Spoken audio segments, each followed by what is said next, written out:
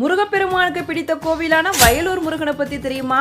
முருகப்பெருமானுக்கு பிடித்தமான ஆலயங்கள் 2 அப்படின்னு அருணகிரிநாதர் சொல்லியிருக்காரு. ஒன்னு திருச்செங்கோடு, இன்னொன்னு திருச்சி வயலூர்.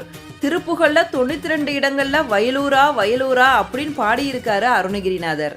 திருவண்ணாமலையில முருகப்பெருமானோட அருளை பெற்ற அருணகிரிநாதர் முத்தை தரு அப்படின்னு தொடங்குற திருப்புகழோட சில பாடல்களை பாடினார். வயலூருக்கு வா அப்படின்னு முருகப்பெருமான் உத்தரவிடுறாரு. முருகப்பெருமானோட உத்தரவை ஏற்று வயலூருக்கு வந்தார் அருணகிரிநாதர். அங்க பொய்யா விநாயகரோட அருளை பெறுகிறார்.